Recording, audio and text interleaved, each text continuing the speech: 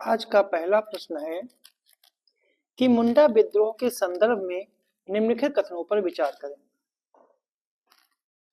पहला है कि इसका उद्देश्य झारखंड, बिहार में जनजातीय भूमि पर सामंती व्यवस्था को समाप्त करना था। दूसरा कथन है कि इसके परिणाम स्वरूप छोटा नागपुर काश्तकारी अधिनियम 1908 पारित किया गया, जिसमें गैर जनजातीय लोगों के द्वारा भूमि अधिग्रहण को रोका जा सका। तो इसमें कितने कथन जो हैं वो सही हैं? केवल एक, केवल दो, दोनों या फिर दोनों नहीं। तो जो इसका सही जो आंसर है वो आपका है सी ऑप्शन। इसके दोनों कथन जो सही है, ठीक है, इसके दोनों कथन जो हैं वो सही हैं, क्योंकि 1857 के बाद मुंडा विद्रोह एक महत्वपूर्ण विद्रोह था, जो मुंडाओं की पारंपरिक भूमि व्यवस्था के विनाश से उत्पन्न हुआ था। ठेकेदारों की शुरुआत और मुंडाओं को गिरमिटिया मजदूरों के रूप में विस्थापित करने जैसे ब्रिटिश हस्तक्षेपों से यह अधिक तेज हो गया, जिसके कारण मुंडाओं ने विद्रोह का मार्ग अपनाया। मुंडा विद्रोह को ही उन्गुलान और महान कोलाहल, ठीक है, विद्रोह के नाम से भी जानते हैं।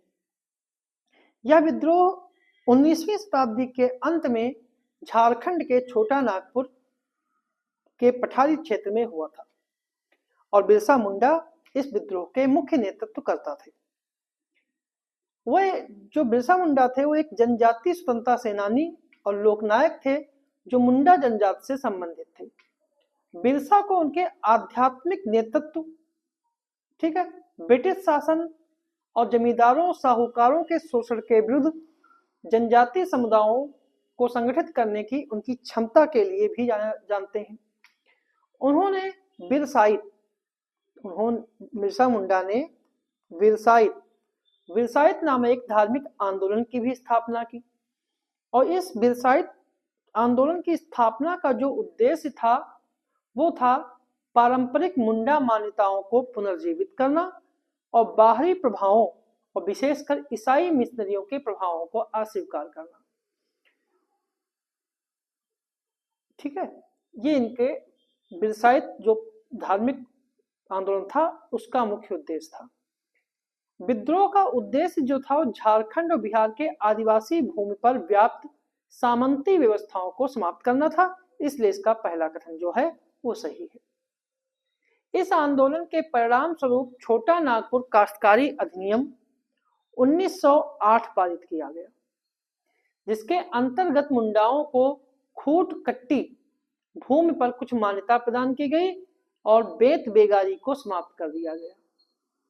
इसने जनजातीय भूमि को गैर जनजातीय लोगों को हस्तांतरित करने पर प्रतिबंध लगा दिया गया। अगर बात करें कि इस आंदोलन के विद्रोह का महत्व क्या था, तो इसी विद्रोह के परिणाम स्वरूप छोटा नागपुर काश्तकारी अधिनियम 1908 पारित किया गया। इस कानून का उद्देश्य जो था वो जनजातीय भूमि को गैर जनजातीय लोगों के हाथों में जाने से रोकना था, ताकि बाहरी लोगों के द्वारा भूमि पर किए जा रहे आधिपत्य को रोका जा सके, इसलिए इसका दूसरा कथन सही है। जनजातीय पहचान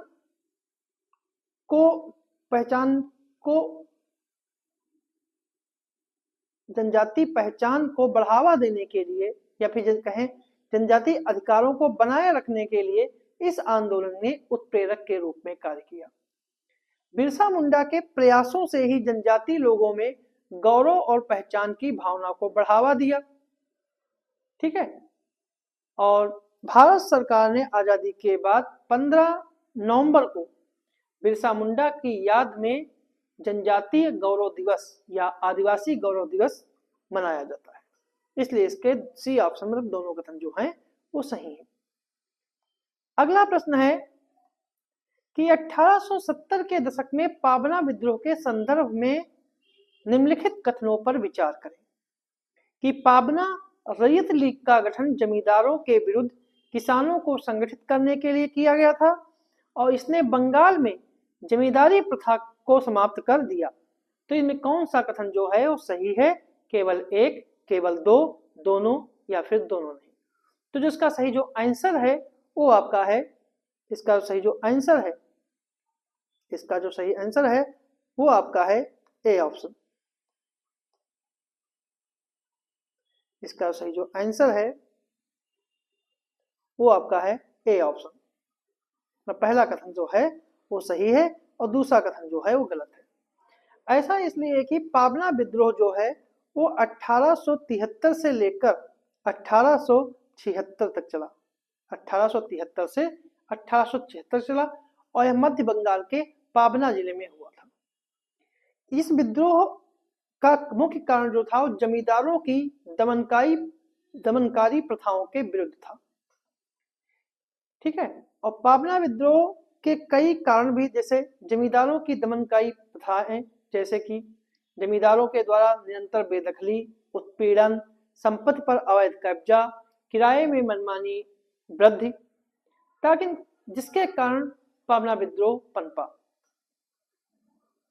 पाबना विद्रोह जो था वो 1873 में किसानों के द्वारा पाबना एग्रेरियन लीग का गठन किया गया है। लीग ने मुकदमेबाजी के खर्चों को कम करने के लिए धन एकत्रित किया और ग्रामीणों को संगठित करने के लिए सामूहिक बैठकें की। तो पहला कथन जो इस है वो सही है। किसानों ने लगान वृद्धि का विरोध नहीं किया, बल्कि लीग के माध्यम से संगठित प्रतिरोध शुरू किया और अपनी शिकायतों के निवारण के लिए उन्होंने रानी की रैयत बनने का प्रयास किया, जो औपनिवेशिक सत्ता की अवहेलना न करने वाले किसानों का एक दुर्लभ उदाहरण है। इसी विद्रोह में कहा था कि किसानों ने कहा था कि हम रानी की रैयत होना चाहते हैं, न कि जमींदारों की।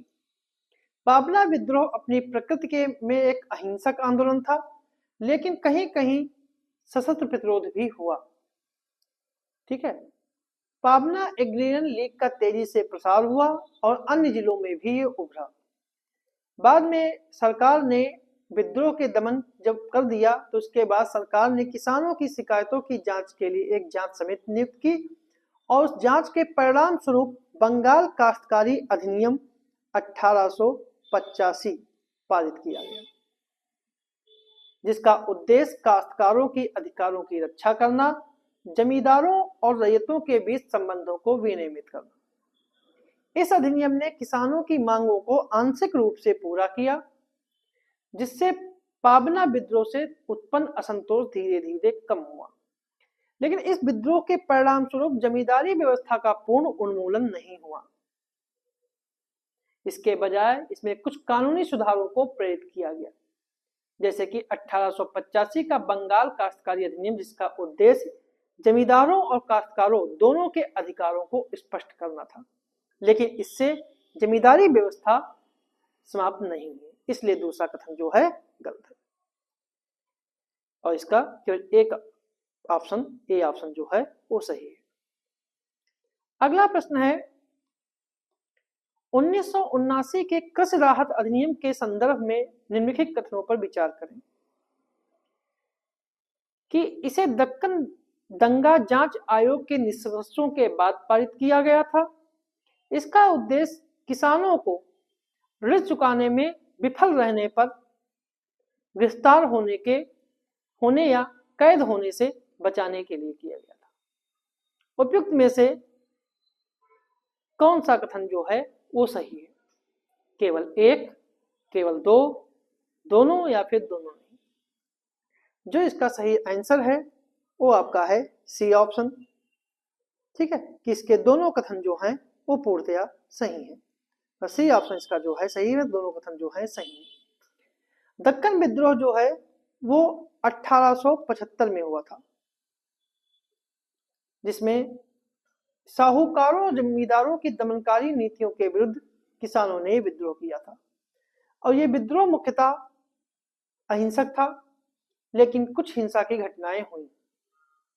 इस जो हिंसा हुई उसका मुख्य उद्देश्य जो था कि वो किसानों को कर्ज में बांधने वाले दस्तावेजों को नष्ट करना था। ब्रिटिश सरकार के द्वारा शुरू में इस अशांति को साधारण मानकर अनदेखा किया गया, लेकिन जैसे जैसे आंदोलन बढ़ता गया तो सरकार को हस्तक्षेप की आवश्यकता महसूस हुई और उन्हें औपनिवेशिक सरकार के द्वारा निम्नलिखित उपाय किए।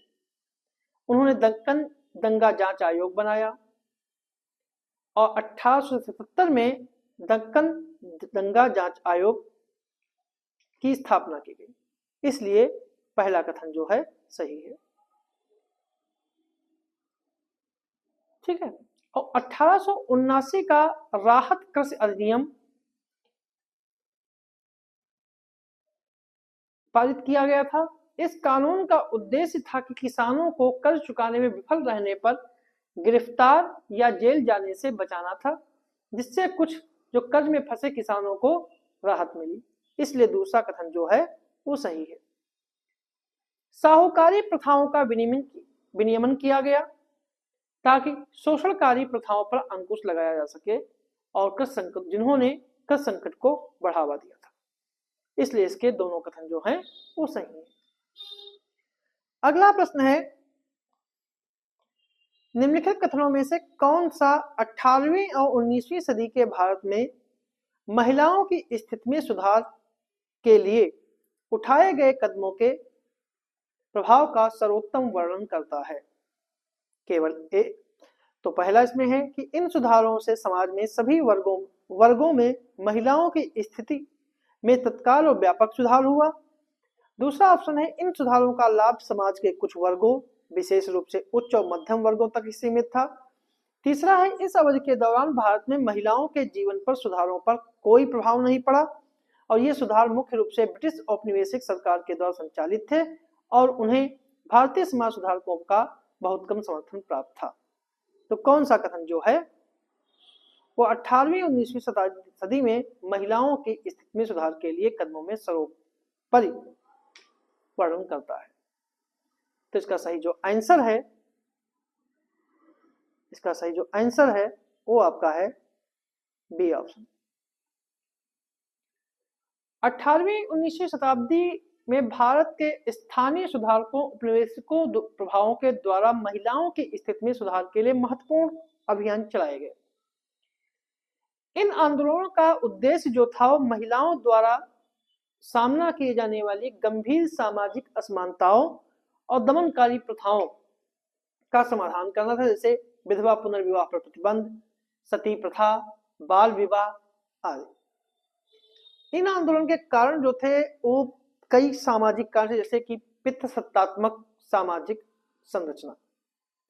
ब्रिटिश औपनिवेशिक प्रशासन ने अपनी नैतिक और कानूनी मानदंडों के साथ भारत में महिलाओं की स्थिति की आलोचना करना प्रारंभ कर दिया।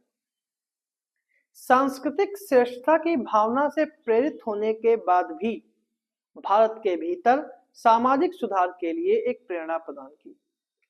अनेक दमनकारी प्रथाओं को धार्मिक व्याख्याओं के माध्यम से उचित ठहराया गया था, जिन्हें सुधारकों के द्वारा चुनौती प्रदान की गई, जैसे विधवाओं का अपमान, कन्या भ्रूण हत्या और महिलाओं को शिक्षा से वंचित रखना भारत के अनेक क्षेत्रों में प्रचलित था। पश्चिमी शिक्षा की शुरुआत ने भारतीय अभिजात वर्ग को ज्ञानोदय के विचारों से अवगत कराया, जिसमें मानवाधिकार, समानता, सामाजिक प्रगति में शिक्षा की भूमिका की ओर ध्यान केंद्रित किया गया।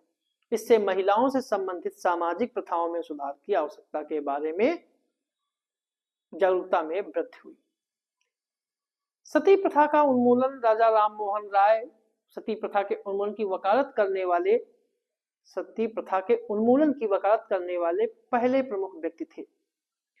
उनके प्रयासों से ही 1829 में बंगाल में सती विनियमन अधिनियम पारित करने में महत्वपूर्ण भूमिका उन्होंने निभाई, जिसके द्वारा इस प्रथा को अवैध घोषित किया गया।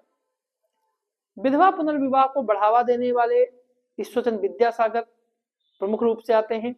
उनके ही प्रयासों से 1856 में हिंदू विधवा पुनर्विवाह अधिनियम पारित हुआ और विधवाओं को पुनर्विवाह की वैधता प्रदान की गई।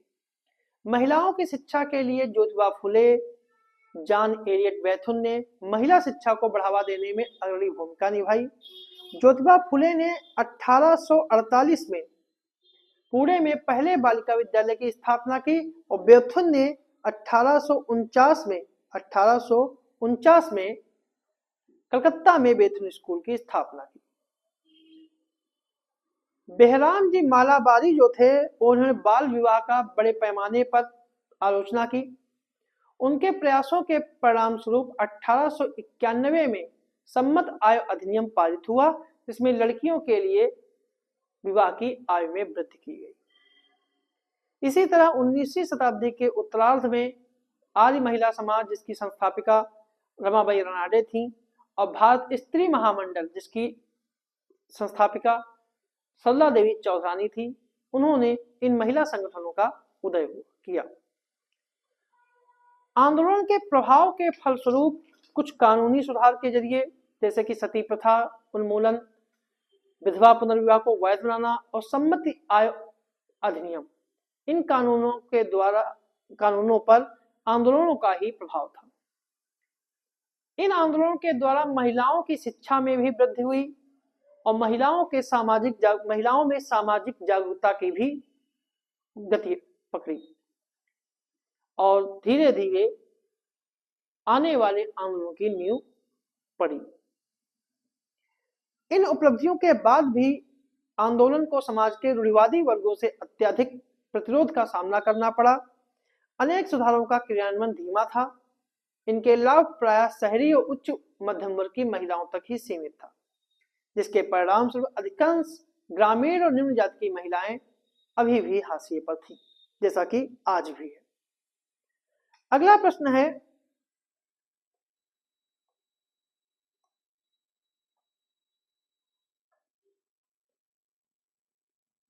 कि निम्नलिखित परिच्छेदों पर विचार करें कि यह 19वीं सदी के केरल के समाज सुधारक थे।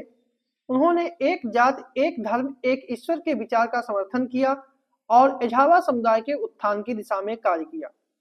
उन्होंने मंदिर और स्कूलों की स्थापना की, जो कि सभी के लिए खुले थे। इस क्षेत्र में कठोर जातिगत पदानुक्रम को चुनौती दी। उनकी शिक्षाओं ने एक ऐसे आंदोलन को प्रेरित किया जिसने केरल के सामाजिक और धार्मिक परिवर्तन में महत्वपूर्ण भूमिका निभाई। यह परिच्छेद किसका वर्णन करता है? ऑप्शन है बहराम जी मालाबारी, ज्योतिबा फुले, श्री नारायण गुरु और ईवी रामास्वामी पेरियार। तो जो इसका सही जो आंसर है वो आपका है सी ऑप्शन, श्री नारायण गुरु। श्री नारायण गुरु लंबे समय तक कट्टर जाति व्यवस्था ने निम्न जातियों और वंचित जनसंख्या के प्रति भेदभाव को बनाए रखा और उनकी गतिशीलता में को सीमित किया गया। अगर हम ज्योतिबा फुले की बात करें तो ज्योतिबा फुले का जो कार्यकाल है वो 1827 से 1890। महाराष्ट्र में एक प्रमुख समाज सुधारक थे जिन्होंने निचली जातियों महिलाओं के लिए संघर्ष कार्य किया। 1873 में ही ज्योतिबा फुले ने सत्यशोधक समाज की स्थापना की।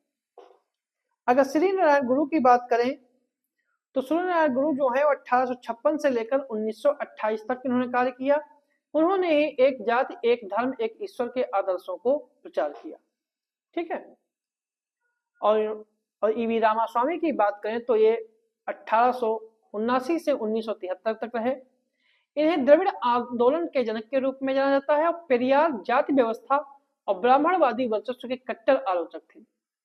गैर ब्राह्मण और महिलाओं के अधिकारों का समर्थन किया और वे कट्टर नास्तिक थे। इन्होंने ही 1925 में आत्मसम्मान आंदोलन की स्थापना की। अगर बहराम जी मालाबारी की बात करें तो ये पारसी मूल के कवि थे और एक भारतीय समाज सुधारक थे। इन्होंने मालाबारी बाल विवाह के विरुद्ध लड़ाई लड़ने वाले और विधवा पुनर्विवाह का समर्थन करने वाले प्रमुख व्यक्ति थे। इनके प्रयासों से ही 1891 का एज ऑफ कंसेंट एक्ट पारित हुआ। इन्होंने ही मालाबारी ने ही the Indian museum of English garb पुस्तक लिखी और इनकी पत्रिका है द इंडियन स्पेक्टेटर। के माध्यम से सामाजिक मुद्दों का इन्होंने विस्तृत लेख किया, इसलिए इसका सी ऑप्शन जो है सही है। अगला प्रश्न है, निम्नलिखित घटनाओं में कौन सी घटना सर्वप्रथम घटित थी?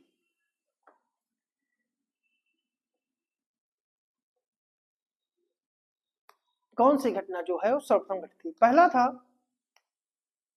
कि शशिपदा बनर्जी ने भारत में श्रमजीवी समाचार पत्र प्रारंभ किया।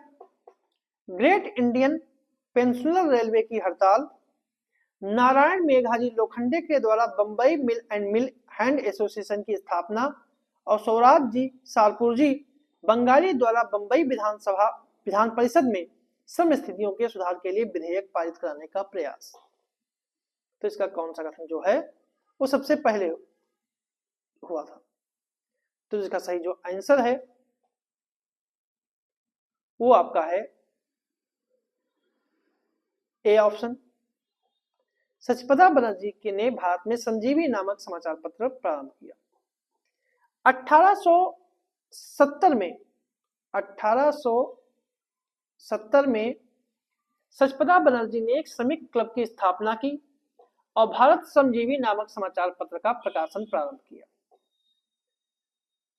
ठीक है। 1899 में ग्रेट इंडियन पेनिनसुलर रेलवे की पहली बड़ी हड़ताल आयोजित की।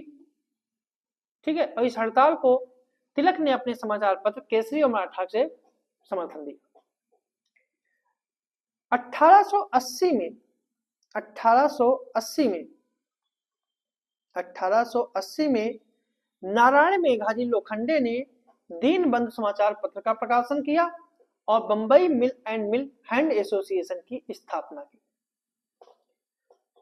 स्वराज जी सारपू जी बंगाली ने 1878 में बॉम्बे विधान परिषद में श्रमिक कल्याण विधेयक पारित कराने का प्रयास किया, इसलिए इसका सही आंसर जो है वो ए ऑप्शन है। तो ये थे हमारे आज के कुछ प्रश्न।